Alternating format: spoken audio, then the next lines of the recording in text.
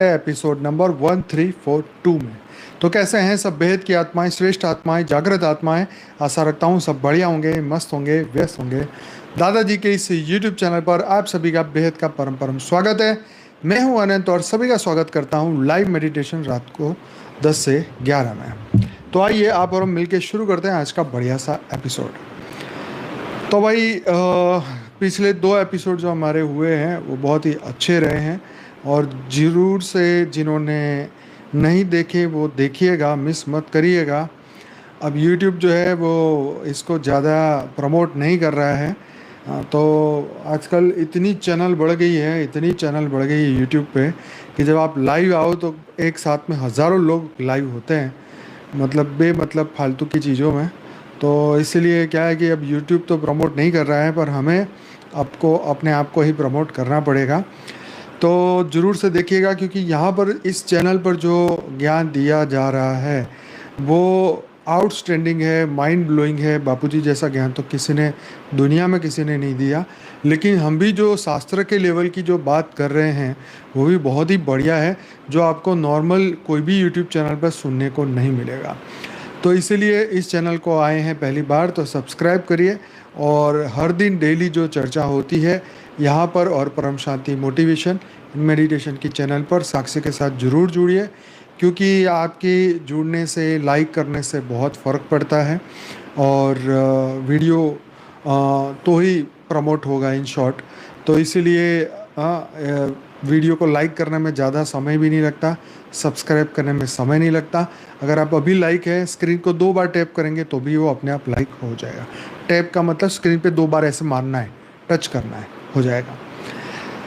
तो भाई करते हैं शुरुआत। और आज जो हम बात करने वाले हैं, टाइटल देख के आपको समझ आ गया होगा कि श्राप के ऊपर बात करने वाले हैं, वैदिक दृष्टिकोण जानने वाले हैं। श्राप के ऊपर न जाने हमने कई ऐसे संवाद सुने होंगे, न जाने हमने कितनी इसकी स्टोरियाँ सुनी है कि इस जगह को श्राप मिल गया, ये भूतिया बन गया। इसने हमने पहले भी एक कौन से मार्कंडे पुराण या एक पुराण में हमने चर्चा किया था, उसमें वो ऋषि जो तप कर रहे थे, ऊपर से अप्सरा आती है उनका तप भंग करने के लिए। तो कोयल की भाषा में, मतलब कोयल की साउंड निकाल के उसे ऋषि को उसकी तपस्या भंग करते हैं। तो ऋषि ने उसे श्राप दिया तो वो कोयल बन गई। फिर आपने अहिल्या का उदाहरण देखा, वो पत्थर बन गई। राम ने टच किया तो वो फिर पत्थर में से वापस अहिल्या बन गई। मतलब ये इस तरीके की बातें हैं। जैसे कहते हैं ना, बद्दुआ, श्राप और अभिश्राप और नज़र लग जाना या वॉट एवर, जहाँ पर नेगेटिव संकल्प या नेगेटिव रिजल्ट आपको उठाना पड़ता है, किसी के गुस्से का, किसी के क्रोध का, अगर तुम विक्टिम बनते हो, भोग बनते हो, तो आपको वो श्राप दिया पहले के ज़माने में श्राप कहा जाता था, अब तो उसे बद्दुआ बोल देते हैं। आप बुरे संकल्प, नेगेटिव विचार, नेगेटिव थॉट्स, वाइब्रेशन, अब भाषा बदल गई है, बात वही है। परंतु आज इसको बड़ी गहराई से समझने वाले हैं, तो ज़रूर से आप सुनिएगा। कई लोग बोलते हैं ना, हमारी पीढ़ी में श्राप है, हमारे ख़ानदान को श्राप मिला हुआ है, सिर्फ लड़कियां ही पैदा हो रही हैं, सिर्फ लड़के ही पैदा हो रहे हैं, या ऐसा हो रहा है, वैसा हो रहा है, मतलब जितने वो इतनी बातें हैं आजकल। तो ये सब हम वैदिक इसको ये गहन विषय है, वैदिक उपनिषद, पुराण और आधुनिक दृष्टिकोण से इसका आज विश्लेषण करने वाले हैं। तो बने रहिए हमारे साथ और करते हैं शुरुआत आज के इस सुपर डुपर टॉपिक का। तो हमें ये ज़रूर से समझना होगा कि आज के टाइम में जो कहते हैं ना कि भाई हज़ारों साल से हमारे को श्राप लगा हुआ है, तो आज इसे समझते हैं। तो ये जो श्राप है, कोई भूमि या किसी पीढ़ी पर प्रभावशाली हो सकता है। तो कितने समय तक का श्राप मिला है, वैलिडिटी क्या है। आजकल रिचार्ज करते हैं तो भी वैलिडिटी होती है, तो श्राप की क्या वैलिडिटी है ये भी चेक करते हैं। तो श्राप की जो मूल अवधारणा है वैदिक और उपनिषदों में मिलती है हमें। इसको थोड़ा नज़दीक करता हूँ। तो श्राप का जो अर्थ है, श्राप केवल क्रोध में दिया गया शब्द नहीं है, बल्कि एक संकल्पबद्ध चेतन ऊर्जा है। राइट। वो मनुष्य को सीधा चिड़िया बना देती है, कोयल बना देती है। जैसे मैंने आपको कहा, ऋषि के एक श्राप से जो है मनुष्य जानवर बन जाता है, चाहे वो अप्सरा ही हो वो भी बन जाते हैं। तो सोचने वाली बात है कि कितना ये गहरी बात है कि मनुष्य जो है किस तरीके से वो फंस जाता है। तो ये एक संकल्पबद्ध ये चेतन ऊर्जा है जो तप, ब्रह्मचर्य और संकल्प से उत्पन्न होती है। राइट। तो ये बहुत मस्त बात है, तप, ब्रह्मचर्य और संकल्प से ये उत्पन्न होती है। तो हर एक का श्राप नहीं लगता। हाँ, उसके अंदर एक एनर्जी होती है और उसके बिना ये श्राप नहीं लगता। तो ये चेतन ऊर्जा है, तो एक चेतन शक्ति है। देखो, किसी ने किसी को श्राप दिया तो उसने एक शब्द संकल्प किया कि जा मैं तेरे खानदान को ये श्राप देता हूँ। तो उसने एक संकल्प किया और उस संकल्प से एक भाव के साथ वो श्राप दिया। वो एक एनर्जी पैदा हुई जो आत्मा से निकली और वो सामने वाले के सीधे, बापूजी ने जो ज्ञान दिया, सीधे सूक्ष्म शरीर और कारण शरीर में गई और वहाँ जाके जो है उसने उसका डीएनए चेंज कर लिया और वो मनुष्य से जानवर बन गया या पत्थर बन गया, या जितनी बड़ी आत्मा रही है, जितनी उसकी आत्मा की शक्ति रही है, उसी हिसाब से वो श्राप हो या आशीर्वाद हो, वो इस तरीके से काम करता है। कई बार आपने आशीर्वाद को भी इसी तरीके से देखा कि कहते हैं ना, ये तो बड़ा सिद्ध है, इनके आशीर्वाद से काम हो जाता है। जैसे वो नीम करोली बाबा के बारे में बहुत चर्चा होती है कि इनके आश्रम में वो एप्पल का सीईओ आया था, वो जुगरबर्ग भी आया था, फेसबुक का मालिक, और वहाँ से उसको प्रेरणा मिली और उसके बाद उन दोनों की बल्ले बल्ले हो गई। तो ये सब बातें, श्राप हो, आशीर्वाद हो, है एक एनर्जी, है एक आत्मा की एनर्जी। एक पॉजिटिव रूप में काम करता है, एक नेगेटिव रूप में काम करता है। परंतु ये भी एक श्राप हो या आशीर्वाद एक कर्म पैदा करता है। अब जो देता है उसका इनकमिंग फ्री नहीं है या आउटगोइंग फ्री नहीं है कि वो जितना मर्जी दिए जाए। उसके पीछे उसकी जो तपस्या है, उसकी आत्मा का जो बल है, वो वेस्ट होता है। कई बार आपने जो गुस्से वाले हमारे ऋषि थे, उनका नाम क्या था, बहुत ही नाम बहुत है ऋषियों के। तो वो हमेशा गुस्से में रहते थे और कोई भी अगर उनके सामने आ गया या कुछ भी बात हो गई, फट से 1 मिनट में श्राप दे देते थे। लेकिन श्राप देने से उनकी आत्मा की एनर्जी बहुत वेस्ट होती थी। दुर्वासा, या ऐसा ना, हाँ, दुर्वासा ऋषि। तो आगे बढ़ते हैं। तो ये जो एक क्रोध में दिया गया शब्द नहीं है, बल्कि इसके साथ संकल्पबद्ध चेतन ऊर्जा इसमें होती है। तो ऋग्वेद और अथर्ववेद में इसको समझते हैं कि अथर्ववेद में लिखा है कि अनेक ऐसे मंत्र मिलते हैं जो शत्रु पर प्रभाव डालने वाले श्राप मंत्र कहलाता है। हाँ, इनका आधार ध्वनि मतलब शब्द, संकल्प मतलब इच्छा, प्लस ऊर्जा संचरण है। तो जैसी मेरी इच्छा है वैसा ही तुझ पर प्रभाव पड़े। तो एक यहाँ पर एक सूत्र भी मिलता है कि जैसी मेरी इच्छा वैसे ही तुझ पर प्रभाव। तो संकल्प करने से भी ये हो जाता है, बोलने से भी हो जाता है। आपने देखा ना, हाथ में पानी लेके छिट्टे डालता है। तो एक ये भी हमने टीवी में या सीरियलों में देखा। तो उपनिषदों में श्राद्ध और चेतना के बारे में पढ़ते हैं। बृहदारण्यक उपनिषद में कहा गया है, मनुष्य जैसा संकल्प करता है वैसा ही वह बन जाता है। इसका अर्थ यह है कि यदि कोई महान आत्मा अपने संकल्प से किसी को अभिश्रप्त करता है तो वह सृष्टि के चेतना क्षेत्र मतलब फील्ड ऑफ कॉन्शियसनेस में स्थायी रूप से प्रभाव डाल सकता है। इसलिए जो श्राप है वो चेतना का विकृत संकल्प भी है, जो जब तक शुद्ध ना हो तब तक उसका प्रभाव चलता रहता है। जैसे कहते हैं ना, कुलधरा पे श्राप दिया गया, इस भूमि पे श्रापित भूमि है, तो फिर उस श्राप को हटाने के लिए क्या करना पड़ेगा, उसको शुद्ध करना पड़ेगा, उस जगह को शुद्ध करना पड़ेगा। जैसे घर लेते तो तुरंत ही नवचंडी हवन कराते हैं या शांति के पाठ कराते हैं। वो इसलिए कराते हैं कि अगर वहाँ पर कोई अशुद्धि है, कोई नेगेटिव एनर्जी है, कोई भूत प्रेत पिशाच कुछ बैठा हुआ है उस ज़मीन में, तो वो वहाँ से चला जाए, वो उसको शांति मिले, वो जगह शुद्ध हो जाए।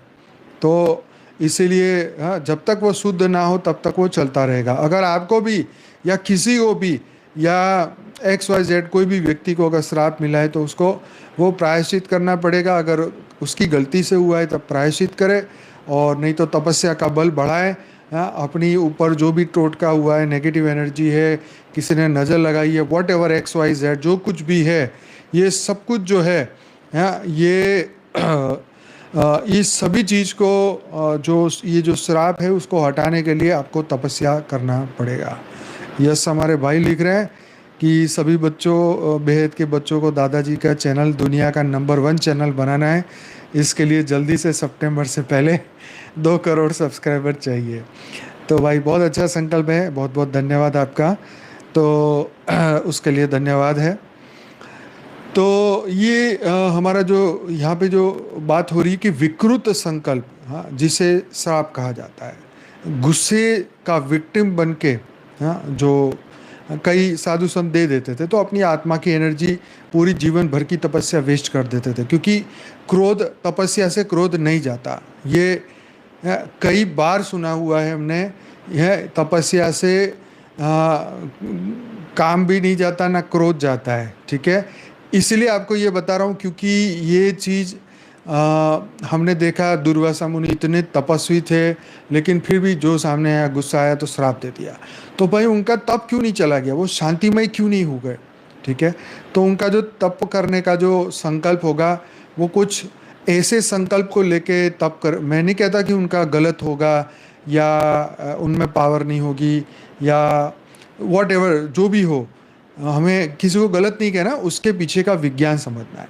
तो जब कोई व्यक्ति एक संकल्प लेके साधना करता है तो वो संकल्प ही पूरा होता है।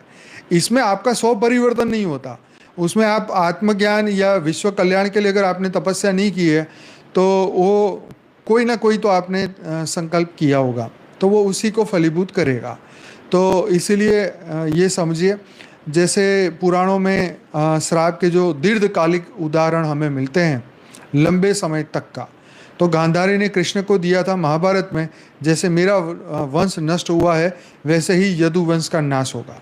तो परिणाम क्या हुआ, 36 वर्ष बाद यदु वंश का अंत हो गया। श्री कृष्ण ने स्वयं स्वीकारा कि यह श्राप ही था। ठीक है, तो भगवान, जैसे भगवान को भी लगा, जो पर ब्रह्म है, जो परमेश्वर है, हाँ, जो ईश्वर है, हाँ, उसको भी श्राप लगता है। ठीक है, तो ये ना समझे कि हाँ, एक सामान्य मनुष्य ही इसका विक्टिम बन सकता है या उसको भोगना पड़ता है। यहाँ भगवान विष्णु को भी छाती पर लात पड़ी थी उनको भी श्राप मिले थे, तो उनको भी आना पड़ा धरती पर अपने उस श्राप को पूरा करने के लिए। हाँ, आप ये जानते हैं, नारद जी ने भी दिया था। शिव का जो श्राप था, कामदेव, हाँ, वो भस्म हो गए। आपने देखा, हजारों वर्ष तक प्रेम की शक्ति भौतिक रूप में लुप्त रही। तो शिव का वो श्राप था। शरीर से बाहर तक ये प्रभाव होते हैं। ऋषि दुर्वासा के श्राप से इंद्र को त्रिलोक में पराजय मिली। ये बहुत बड़ी बात है कि ऋषि दुर्वासा को भी ये श्राप, इंद्र को त्रिलोक में पराजय मिली, तो ये पराजय भी मिल जाती है। महर्षि श्राप, जो महर्षियों का जो श्राप है वो भूमि, वंश और देवताओं को भी प्रभावित करता है। न सिर्फ देवताओं को बल्कि अवतारों को भी प्रभावित करता है, भगवान को भी प्रभावित करता है। तो क्या प्रभाव पीढ़ियों तक चलता है? हिंदू ज्योतिषी और पितृदोष की अगर बात करें तो यदि पूर्वजों ने कोई अधर्म किया है तो उसकी ऊर्जा, जो स्मृति है, जो एनर्जी, मेमोरी है, वंशजों के जीवन को प्रभावित करती है। यही पीढ़ीगत श्राप, जनरेशनल कर्स इसे कहा जाता है। राइट, तो जिस पूर्वज को श्राप मिला है, अगर उसने उस श्राप को ख़त्म करने के लिए तपस्या नहीं की, तो उसने अपना DNA चेंज नहीं किया, अपनी आत्मा की एनर्जी नहीं बदली, अपना सूक्ष्म शरीर, कारण शरीर नहीं बदला, तो उससे उत्पन्न होने वाली उसी की संतानों के अंदर भी वही एनर्जी जाएगी उनके DNA के द्वारा, और वही रोग या शोक या जो कुछ भी है वो ट्रांसफ़र होता रहेगा। और वो पीढ़ी टू पीढ़ी वाया डीएनए ट्रांसफ़र होता रहेगा। तो ये जो एनर्जी मेमोरी है, जो ऊर्जा स्मृति है, जो पहुंच गई है, उसको बदलना पड़ेगा। तपस्या करो, कुछ भी करो, ये सब कुछ करके ही आप यहाँ से मुक्त हो सकते हैं। तो आधुनिक विज्ञान जो एपिजेनेटिक्स है, वैज्ञानिक शोध बताते हैं कि ट्रॉमा और अत्यधिक पीड़ा डीएनए के ऊपर ऐसे परिवर्तन करते हैं जैसे 3-7 पीढ़ियों तक चलते हैं। तो ये आज के आधुनिक विज्ञान बोलते हैं, जिसे एपिजेनेटिक्स की पढ़ाई भी कहते हैं, जिसमें ये बताया जाता है कि ट्रॉमा और अत्यधिक पीड़ा, आपने ट्रॉमा शब्द सुना होगा, हाँ, और अत्यधिक पीड़ा जो बचपन में बच्चों के ऊपर जो अत्याचार होता है या दुख उठाते हैं बचपन में जो बच्चे, और ये जो दुख है वो पूरी ज़िंदगी उनके साथ होता है और वो जीवन भर अपना बहुत परिवर्तन करना चाहते हैं, फिर भी वो उस ट्रॉमा से बाहर नहीं निकल पाते हैं और उसी की वजह से उनके जीवन में दुख ख़त्म ही नहीं होता है।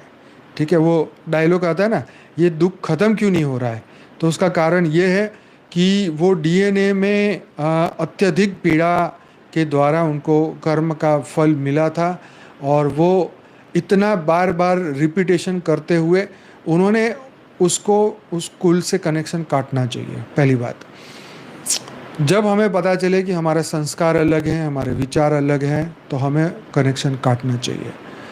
इसलिए बता रहा हूँ कि ये हमें ज्ञान मार्ग में आगे बढ़ने में हमें मदद करता है। नहीं तो हम उसी ट्रॉमा का एक हिस्सा बन जाते हैं। अगर हमने अपना डीएनए मतलब हमारी सोच, हमारा विश्वास, जैसे कोई गुरु धारण करता है तो उसी गुरु का डीएनए से जुड़ जाता है। मतलब अब उस गुरु की जो गति होने वाली है, अब वो शिष्य जिसने उसको धारण किया है उसकी भी वो गति होने वाली है। सीधी सी बात है, तुम जिसको ध्याओगे उसी को पाओगे, ऐसा गीता में कहा है। तो हमने जिससे रिश्ता जोड़ा उसी के समान हम बन जाएंगे। तो अगर भौतिक जगत में जहाँ आपका जन्म हुआ है, अगर आप उसी खानदान को पकड़े बैठे हो, यही मेरे ये है, यही मेरे पूर्वज है, तो भाई काटो संकल्प, अब ज्ञानी बनो। हाँ, अब जो भी था कर्म भोग पूरा हुआ, मुक्ति का समय आ गया है। परीक्षित ने ये नहीं सोचा था कि अभी तो मेरे को मोक्ष प्राप्त करना है, मुझे तो फिर से मतलब जब श्राप मिला तब जाके उससे कहा भाई मुझे तो ये सब चक्करों से निकलना है। तो वो श्राप भी उसके लिए आशीर्वाद बन गया और 7 दिन में उसने मोक्ष प्राप्त कर लिया।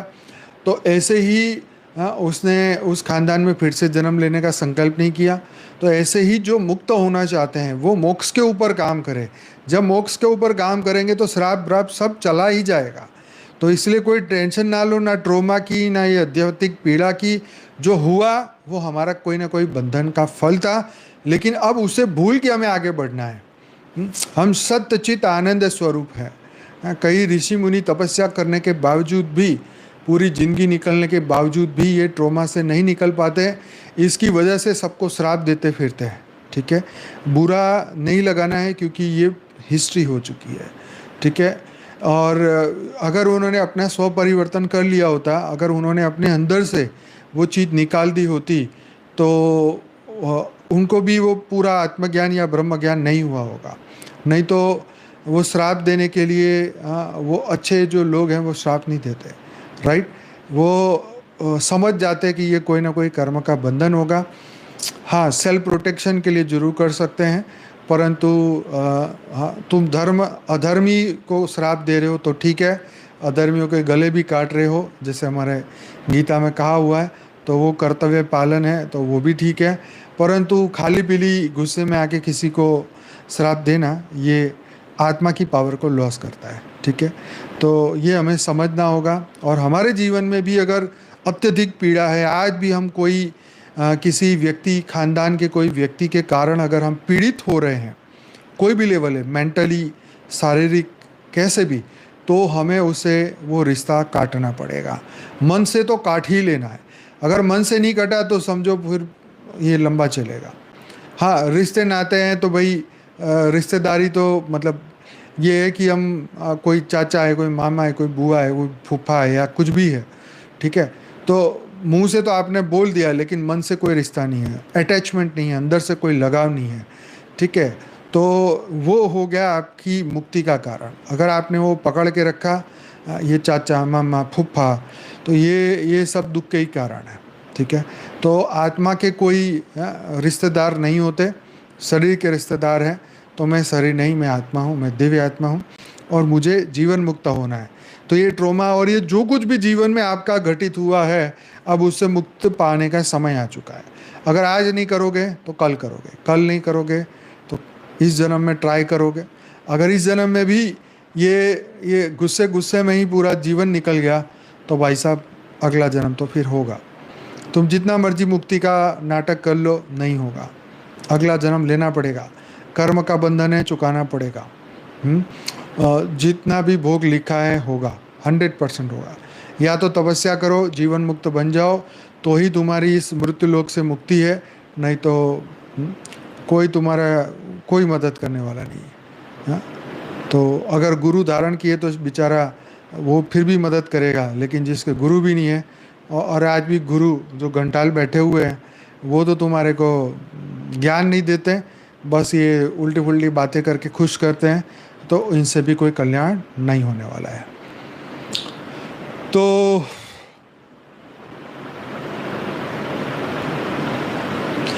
यहाँ पर आधुनिक विज्ञान की जो हमने बात की थी, ट्रॉमा और अत्यधिक पीड़ा डीएनए के अंदर परिवर्तित करता है, जो 3 से 7 पीढ़ियों तक चलता है, ये विज्ञान ऐसा कहता है। तो उसका एक उदाहरण दिया है, जैसे होलोकास्ट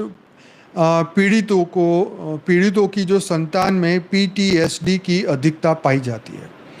अब ये क्या होता है होलोकास्ट पीड़ित, मुझे नहीं पता है, जो डॉक्टर यहाँ पे होंगे उनको पता होगा। तो होलोकास्ट जो पीड़ित है उनकी संतानों में पीटीएसडी की अधिकता पाई जाती है। युद्धग्रस्त क्षेत्रों के लोगों में भय और संघर्ष की जीनोमिक असर, ये भी बहुत ध्यान से सुनो। युद्धग्रस्त क्षेत्रों के लोगों में भय और संघर्ष का जीनोमिक असर। अब जैसे कुरुक्षेत्र में जबरदस्त आप देखेंगे कि वहाँ बहुत बड़ी लड़ाई हुई, लड़ाई में हजारों लोग मारे काटे गए। अब वहाँ पे उस जगह पे जो वाइब्रेशन होंगे और वहाँ पर जो युद्ध में लोग मरे होंगे, जिस पीड़ा से मरे होंगे, जो भय से मरे होंगे, जो संघर्ष करते करते मर गए होंगे, हालांकि वो अपना कर्तव्य पालन कर रहे थे, लेकिन उसके अंदर वो भय, वो पीड़ा, वो संघर्ष, जो खोने का डर, वो तो है ही।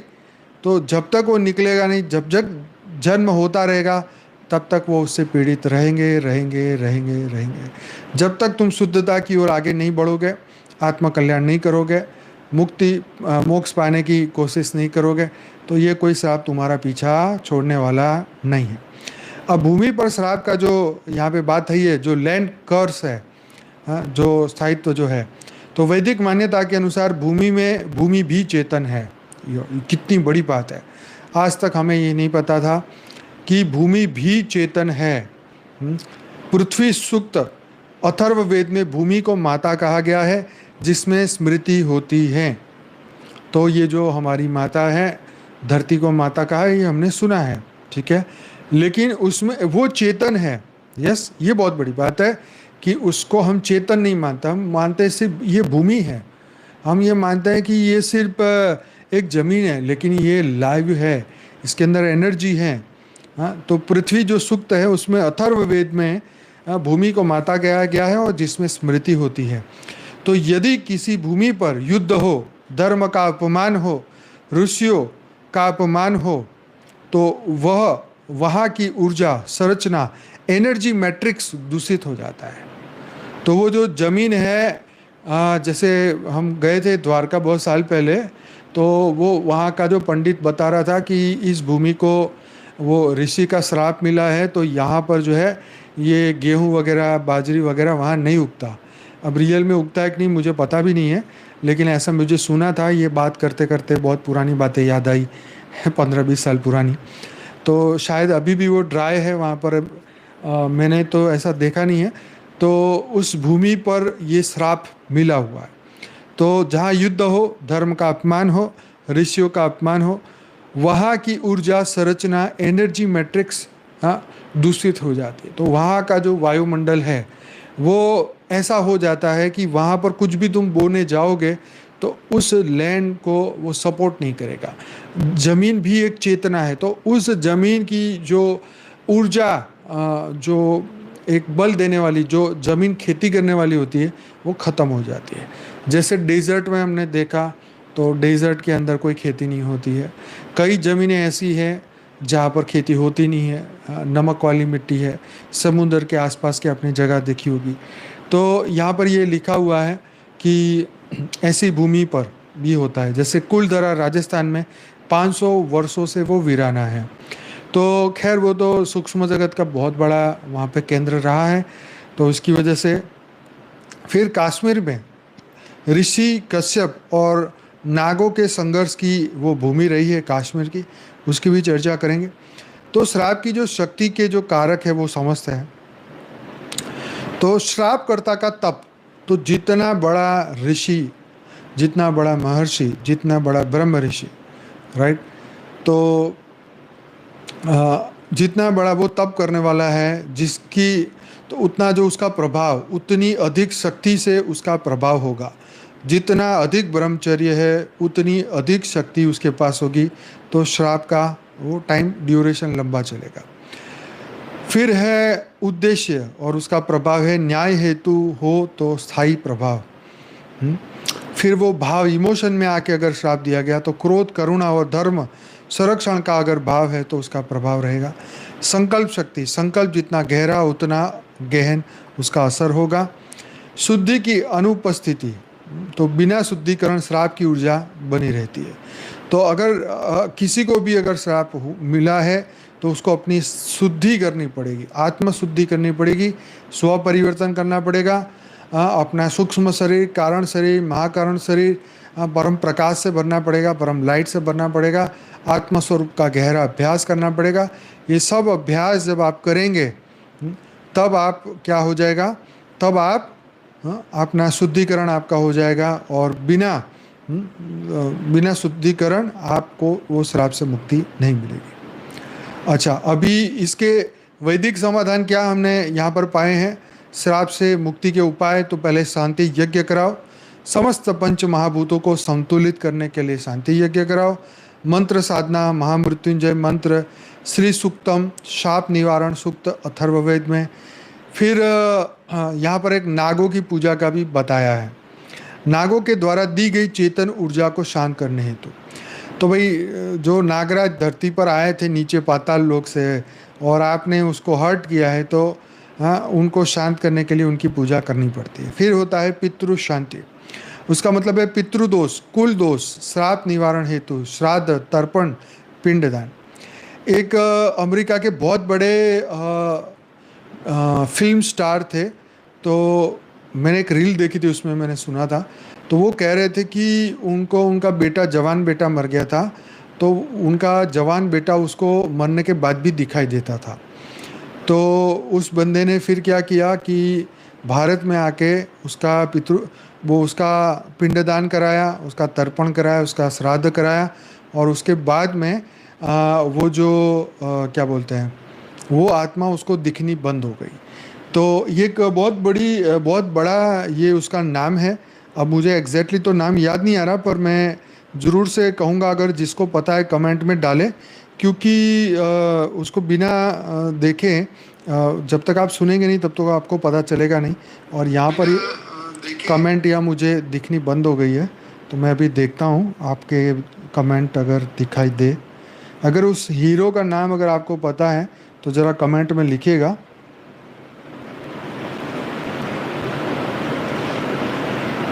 हाँ, बहुत अच्छा लिखा आरती जी ने कि श्राप देने वाले का कर्म बंधन बंध जाता है, ये बात सच है। हाँ, है हॉलीवुड का कोई हीरो है, उसका नाम मुझे याद नहीं आ रहा, बड़ा पहलवान टाइप था, लंबा चौड़ा एकदम, 36 इंच की छाती वाला ऐसा। तो खैर होगा, चलो याद तो नहीं आ रहा, देखते हैं आगे, अगर मिल जाएगा तो जवाब लिखना, नहीं तो मैं ढूंढ के फिर बताऊंगा। तो ऐसा मैंने सुना था। तो क्या हजारों वर्ष तक इसका प्रभाव रहता है? तो बिल्कुल यस। इसका कोई मूवी का नहीं, वो तो बहुत सारी मूवी उसने की थी, वो हीरो का नाम था। अच्छा, तो ये श्राप हजारों वर्ष तक प्रभाव करता है? तो हाँ, यदि श्राप कर्ता की तपस्या और संकल्प अत्यधिक हो, हाँ, अगर वो ब्रह्म ऋषि है तो ब्रह्मांड को हिला देगा, इतना बड़ा पावर उसके पास है। हाँ, तो वो तो भाई गजब का, वो तो आज बहुत समय तक चलेगा। हाँ, फिर वह भूमि वंश या चेतना पर लक्षित हो तो वो जगह पर होगा, वंश के ऊपर होगा, और उसके आत्मा को, जैसे उसको बोला ना कि उसे पत्थर बना दिया। आप सोचो, एक मनुष्य को जब श्राप मिलता है उसे पत्थर बना दिया जाता है, तो उसका जब फिजिकल स्ट्रक्चर ही हो जाता है पत्थर का, तो आप सोचो उसका सूक्ष्म शरीर, कारण शरीर, वो भी पत्थर का हो जाता है। हाँ, ये स्टेलोन करके लिखा है, वो शायद वही हो सकता है। हाँ, आर्नोल्ड श्वार्ज़नेगर, ऐसा कुछ नाम भी हो सकता है। हाँ, ये भी हो सकता है, आर्नोल्ड भी हो सकता है, स्टेलोन भी हो सकता है, मुझे एग्जैक्टली याद नहीं है। तो ठीक है, आप गूगल भी कर सकते हैं अगर करना है तो। हाँ, परिवार सहित आया था, हरिद्वार करके गया, बराबर बराबर, बहुत सही है। तो और कोई पश्चाताप या शुद्धिकरण ना हुआ हो तो ये चलता रहेगा। जैसे अज्ञानवश हो जाता है ना मनुष्य, तो वो क्या होता है कि जब वो दुखी हो जाता है ना, जब उसके ऊपर बहुत अधिक दुख आ जाता है, तो वो क्या हो जाता है कि स्व परिवर्तन का कोशिश नहीं करता। तो इसलिए वो क्या होता है कि वो दुख कंटिन्यू रहता है, क्योंकि वो शुद्धिकरण का प्रयास नहीं करता, आत्मा की एनर्जी बढ़ाता नहीं है, और जो संतों का आशीर्वाद नहीं लेता या कोई अच्छा ज्ञान नहीं सुनता। जब तक वो नहीं करेगा तब तक उसमें फ़र्क नहीं पड़ेगा, है ना। किसी किसी एक व्यक्ति को पता चला कि उसके लड़के की उम्र बहुत कम है, तो उसने क्या किया, उसकी लड़के को लेके और जगह जगह बड़े बड़े साधु संतों के दर्शन कराए, ताकि उसके आशीर्वाद मिले, तो हो सकता है उसकी उम्र फिर से आगे बढ़ जाए। तो रियल में ऐसा हुआ कि उसकी वो पता नहीं कौन थे, जिसको कितनी आयु मिली थी, ब्रह्मा का 5 दिन या पता नहीं कितना, बहुत लंबी आयु का आशीर्वाद मिल गया था। तो ये बात बिल्कुल सच है। हाँ, बापूजी का एक वीडियो आया था ना कि एलियंस ने 23 सैनिकों को पत्थर का बना दिया। तो अभी अभी वो साइबेरिया की घटना थी, बापूजी का वीडियो अभी 10 दिन पहले ही मैंने डाला था। जिन लोगों ने मिस किया है तो वो देख लेना, ज़रूर से चलेगा। बहुत अच्छा है, समझ में आएगा। तो एलियंस का ये 23 लोगों को पत्थर बनाना, सैनिकों को, तो वो एक अलग घटना थी, जिसमें सैनिक लोग उसके ऊपर गोलियां बरसा रहे थे और ऐसा कुछ था, और एलियन ने अपने आप को बचाने के लिए शायद वो पत्थर का बना दिया। हाँ, मार्कंडेय ऋषि, यस। तो मार्कंडेय ऋषि, लोमस ऋषि या पता नहीं कौन से मार्कंडेय ऋषि थे, तो उनको फिर वो आशीर्वाद मिला, शंकर जी का ही कुछ ऐसा आशीर्वाद मिला, तो उनकी आयु बढ़ गई। 10 दिन की आयु थी, तो उसकी जगह उसके 10 दिन की आयु सीधे 10 वर्ष की आयु, पता नहीं, बहुत लंबी आयु हो गई। तो ब्रह्मा के 10 दिन हो गए या ब्रह्मांड के 10 दिन हो गए। यस। चलो आगे बढ़ते हैं। कमेंट में बहुत सारे भाई हमारे नाम लिख रहे हैं उस हीरो का, लेकिन मिल ही नहीं पा रहा है। हाँ, ब्रह्मा का 15 दिन, ओके, शिव का एक, हाँ, तो ऐसा मिला था। चलो कोई बात नहीं। तो शुद्धिकरण का हर दिन हमें प्रयास करना चाहिए। शरीर को लेके हम हर दिन हाँ अपने आप को नहाते धोते हैं, फ्रेश करते हैं, शुद्ध करते हैं, तो आत्मा को भी हमें करना चाहिए, मन को भी शुद्ध करना चाहिए, दिव्य आत्माओं के दर्शन करने चाहिए।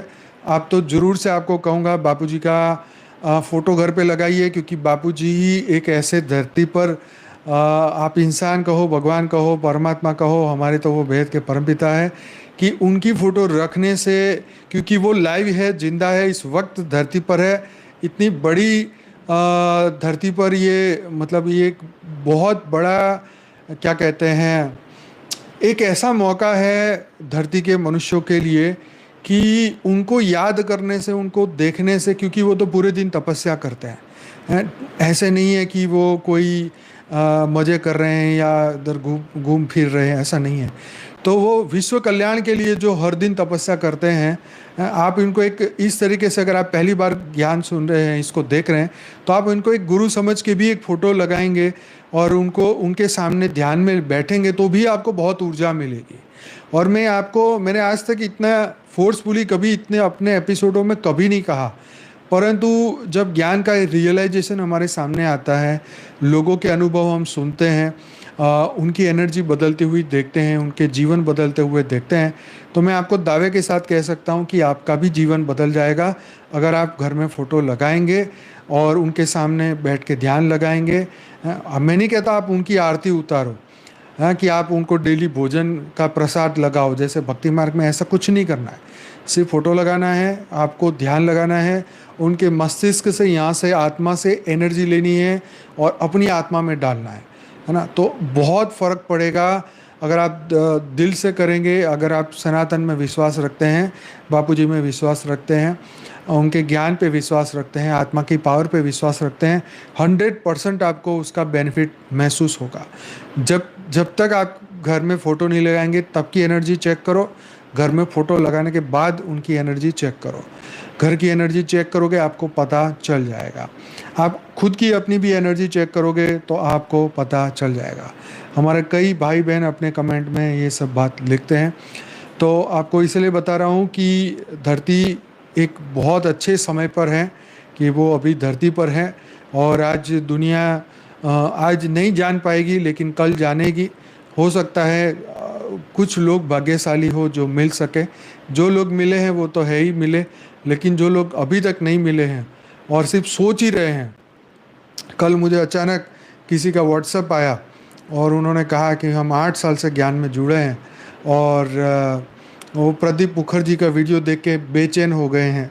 तो मैंने उनको फिर वो लाइव मेडिटेशन का वो जो वीडियो का लिंक भेजा कि देख लो इसे, फिर उनको शांति मिली। पर मेरा ये कहना है कि 8 साल से तुम कहाँ गायब हो, ठीक है। तुम एक जवाबदार बेहद की आत्मा अगर हो तो अभी तक गायब हो। अभी धरती पे मिलने का, एक साकार मिलन का एक मौका है, वो भी हाथ से निकल गया। तो आपको, आप 8 साल से सुनो या 80 साल से सुनो, कोई फ़र्क नहीं पड़ेगा, है ना। तो हालांकि विदेश से तो आना उनके लिए पॉसिबल जो भी कारण से ना हो, परंतु ये कह रहा हूँ कि वो लोग भाग्यशाली हैं जो भारत में हैं, वो लोग भाग्यशाली हैं जो मिल चुके हैं। हाँ, हमारे यहाँ पर बताते हैं कि जो परमात्मा का नाम जपते हैं, हाँ, जो ऐसे साधु संत हैं, मतलब यहाँ पर एक उपमा दी जाती है कि अगर मेरे परमात्मा का नाम कोई अपने मुंह से अगर लेता है तो उनके लिए तो हम अपनी चमड़ी के जूते बनाकर भी देने को तैयार है। एक ऐसी बात हमारे शास्त्रों में भी आती है। मतलब सोचो कि उस परमात्मा को वो याद कर रहा है, तो ऐसी आत्माओं के लिए अपनी चमड़ी के जूते बनाने को देने के लिए भक्त तैयार होते हैं। तो मैं आपको ये उपमा इसलिए आपको दे रहा हूँ समझाने के लिए, वैल्यू समझाने के लिए, कि जो व्यक्ति कंटिन्यू तपस्या करता है उसकी कितनी वैल्यू है, जो ज्ञान धरती पर उतार रहा है उसकी क्या वैल्यू है। अभी तो खैर ये बातें, हो सकता है आने वाले समय में जब उनकी बातें सत्य दुनिया के सामने आएगी तो लोग ढूंढते फिरेंगे, और ये समय जल्दी ही आएगा। आज आप देख ही रहे हैं, लोगों को ज्ञान बापूजी का पसंद आ रहा है, लोग जुड़ रहे हैं, लोग सुन रहे हैं, लोग स्व परिवर्तन कर रहे हैं, हर दिन नए पॉडकास्ट आ रहे हैं, लोग अपने जीवन की नई नई बातें बता रहे हैं।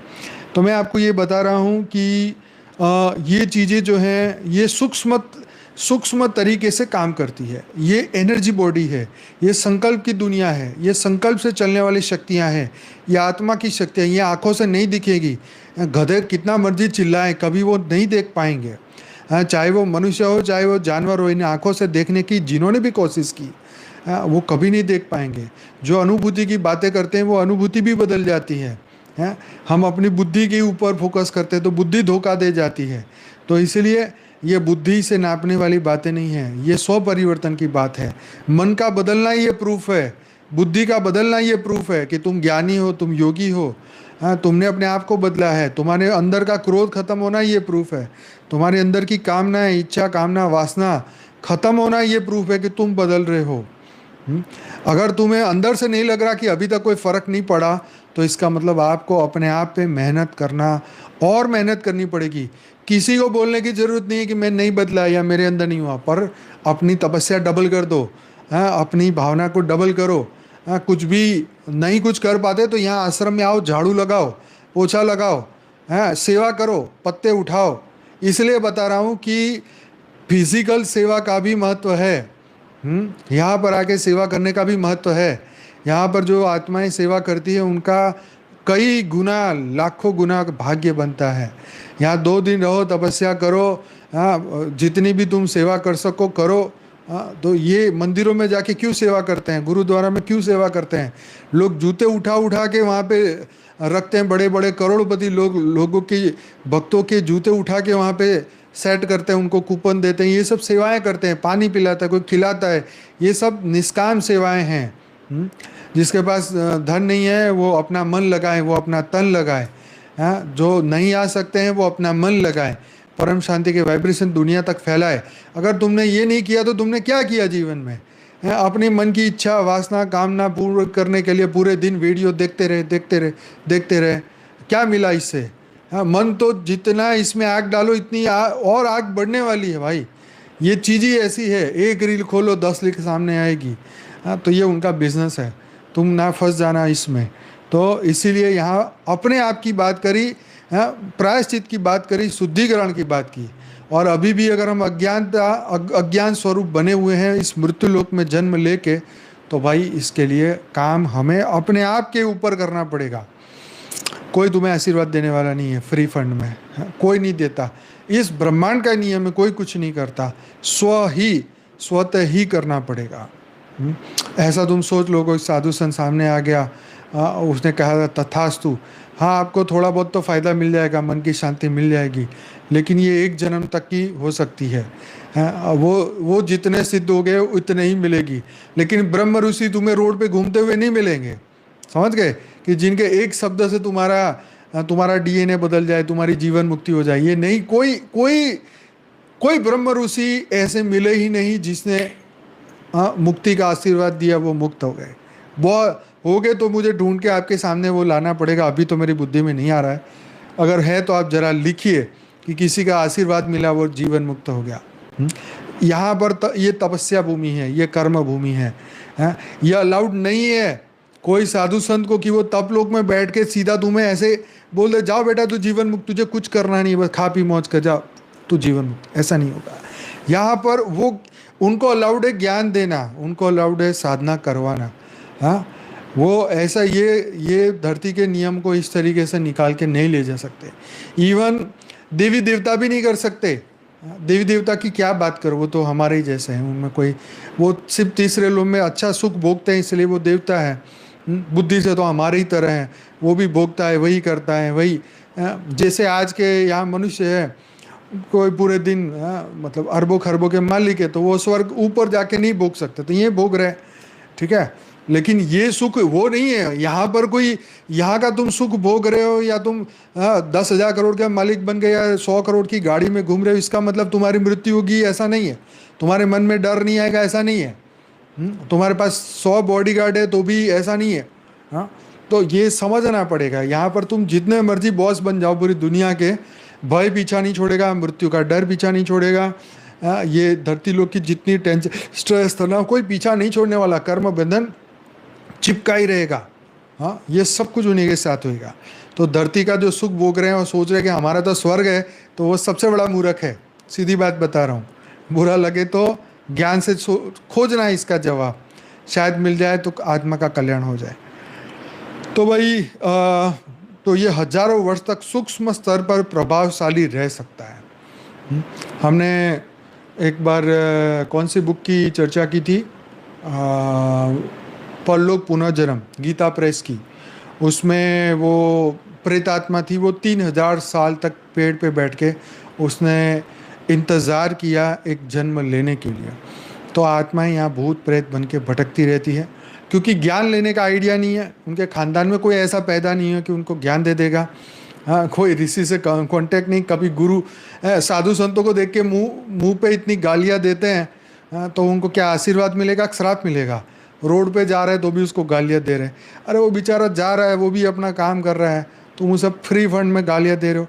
टीवी में आता है तो भी उसको देख के गालियाँ दे रहे हो, ये तो ऐसा है न वैसा है ना। अरे वो जैसा भी, वो अपने कर्म भोग कर रहा है, तुम उसे गाली दे के तुम उसकी नेगेटिव एनर्जी अपने अंदर ले रहे हो, बस सीधी बात है। अब फ्री फंड में तुमने पाप कमा लिया, अब तुमने पाप कमा लिया तो भुगतो अब मृत्यु लोक के और 2 धक्के खाओ, और 2 जन्म धक्के खाओ। तो इसीलिए ब्रह्म ऋषि यहाँ रोड में भटकते नहीं मिलते हैं, और ना ही उनके आशीर्वाद मिल जाएंगे, ना ही उनको इस तरीके से अलाउड है कि बेटा तू किसी को भी त्रिशंकु की तरह तुम्हें ऊपर स्वर्ग बना के दे दूँ, वहाँ त्रिशंकु भी अलाउड नहीं है। फिर वो विश्वामित्र या वो कौन सा था, इसने कहा मैं तेरे लिए नया स्वर्ग बनाऊंगा। तो यहाँ पर भी तो लोग अपना आशियाना बनाते, 5,000 गज के प्लॉट में घर बनाते हैं, इतने बड़े बड़े टावर बनाते हैं। तो ये कोई स्वर्ग नहीं है। तो ये सब टाइम पास है यहाँ पर।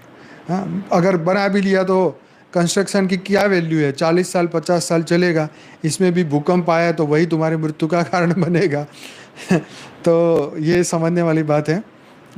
तो श्राद्ध का मतलब चेतन ऊर्जा का विकृत संकल्प, और शुद्धि मतलब आत्म चेतना और आत्म प्रायश्चित का समन्वय। ठीक है, तो भाई इसी आर्टिकल को आगे हम बढ़ाएंगे। अभी बहुत सारी चीज़ें चर्चा करनी बाकी है, परंतु ये चर्चा हम अगले दिन करेंगे। अब हम सोमवार को जब मिलेंगे तब हम इसके ऊपर और भी चर्चा करेंगे, क्योंकि आर्टिकल अभी बाकी है, लंबा है। तो ये बातें यहाँ पे सेल्फ रियलाइजेशन की है।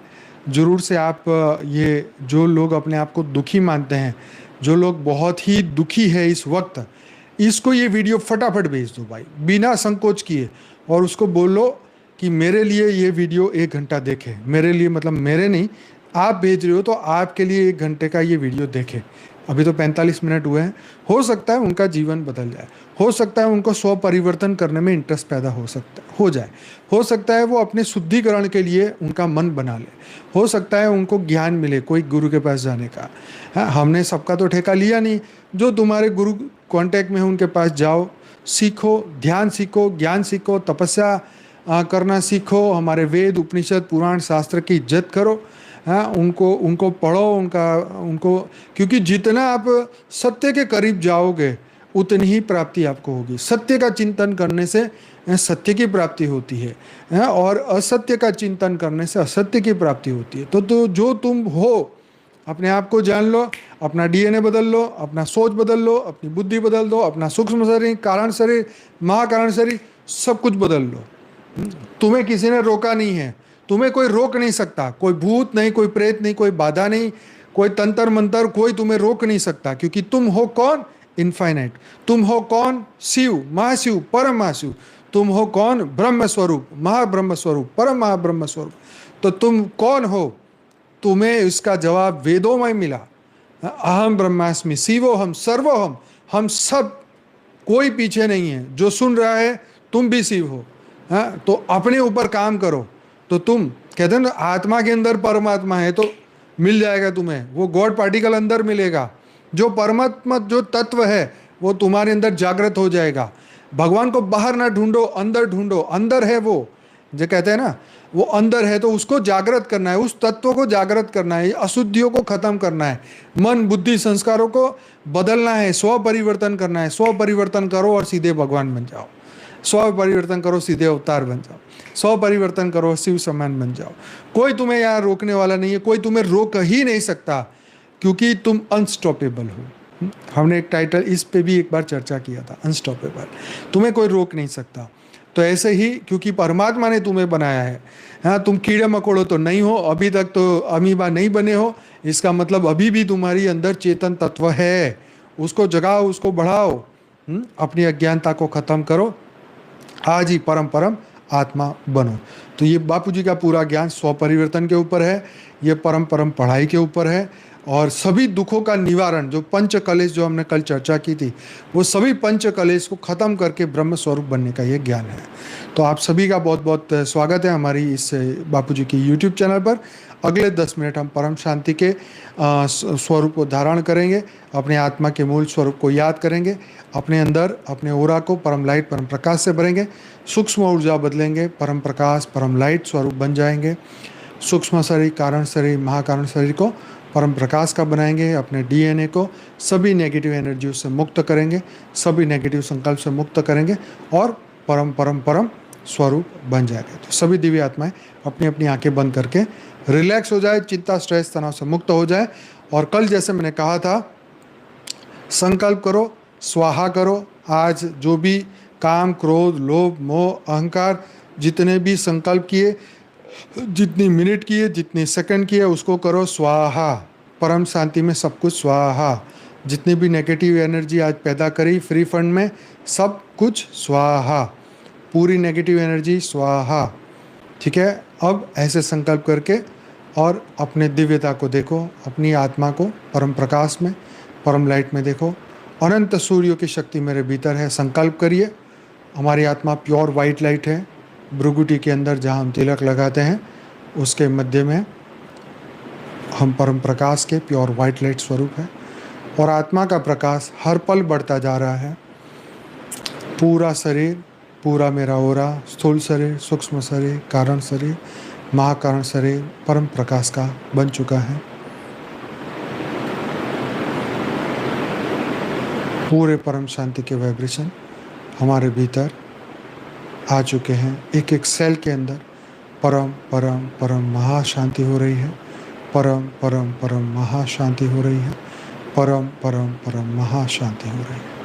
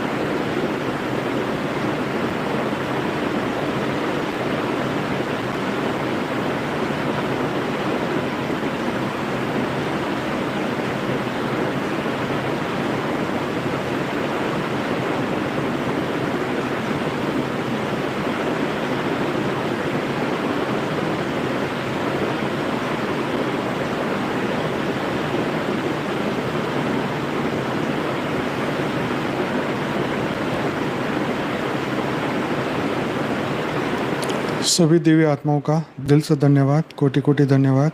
बेहद की परम महाशांति है, बेहद की परम महाशांति।